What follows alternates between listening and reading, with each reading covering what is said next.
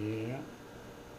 No, when I was in Norway in 1978, I think it was, we stayed with my dad's cousin, Clarissa Sater, and she brought up that after World War One, the Norwegians took in a lot of German orphans. Felt sorry for them. They went there, became educated, and they learned the Norwegian language, and Hitler talked them back to Germany.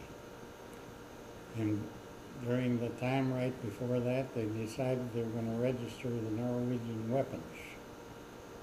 But the Norwegians, being a little shady, didn't register all of them. They registered the old muskets, and then they hid their good weapons up in the attic. And then, when the Germans paratroopers came, it was these orphans came back. They could speak the Norwegian language. And they went right to their county seats, and they asked for the registry of weapons. They didn't know that Norway had, Norwegians weren't quite honest. And many of those weapons that they hid, they used in fighting the Germans. And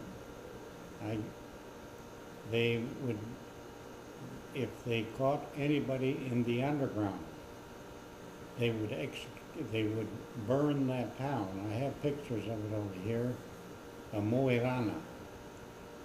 There they burned 5,000 people living there, and they burned all their homes with just chimneys.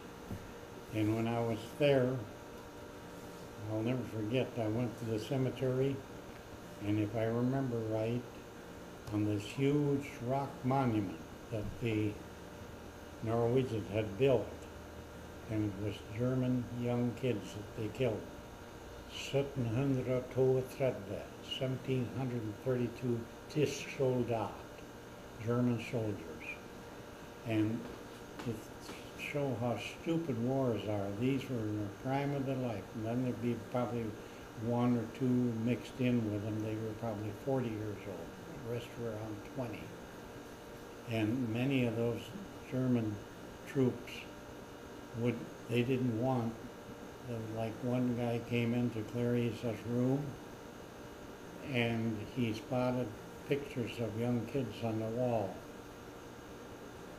And he said they could talk enough to communicate. He said he had children like that back in Germany. Then he started crying. She said she'd never forget it.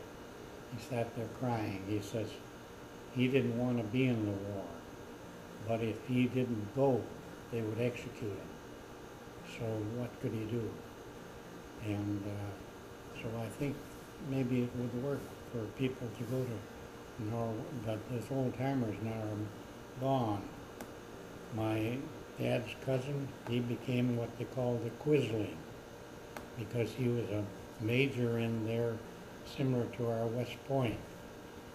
And but then his brother was in the underground, and they were so afraid that they'd be taped some way that they'd meet on a secret in an old ice cooler, and one brother would pass information to the underground. And think of the turmoil in Norway. And she said, they had what they called the wall. The Germans would line up these guys they figured was underground, and they'd call them in the cattle truck. The whole truck would be full of men, and they'd drive slowly through the streets of Germany, back and forth. And then the Norwegians put the fear of God in the Norwegians, because they knew they were going to the wall. And the wall was, they had lined them up on this wall, and they had a machine gun, and they killed them all. So when you talk to Norwegians back then, it was turmoil. Yeah,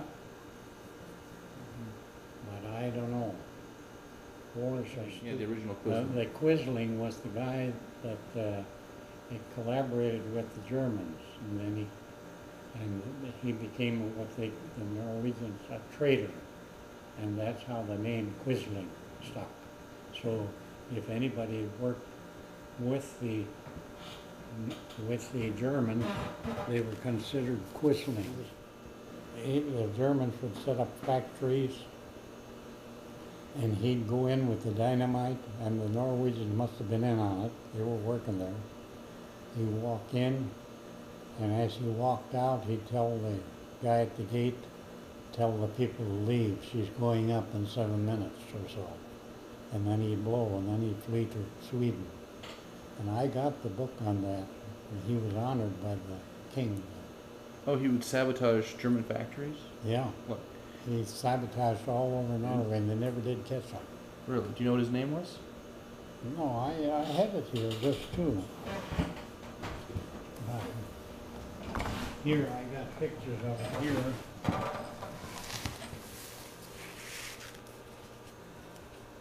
This is the way Norway looked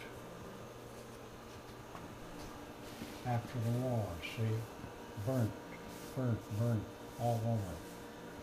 Because they put up, the Norwegians dressed in white and they lay in the snow. Right across from my dad was born, 40 Germans come walking down across the fjord in Gustep. And they didn't realize the Norwegians were all up in the snow behind. And they caught them in the crossfire.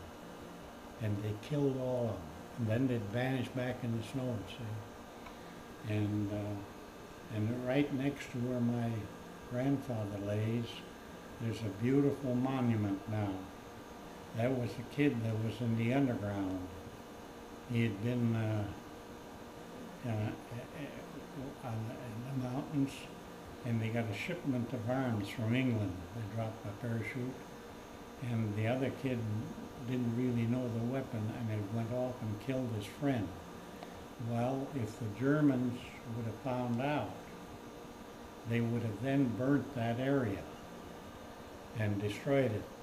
So they took the body right away down to that cemetery where my grandfather lays, and they buried him right away.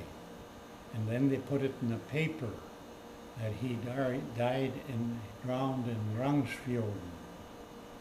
And then after the war, they built this beautiful monument, and that's right next to my grandfather.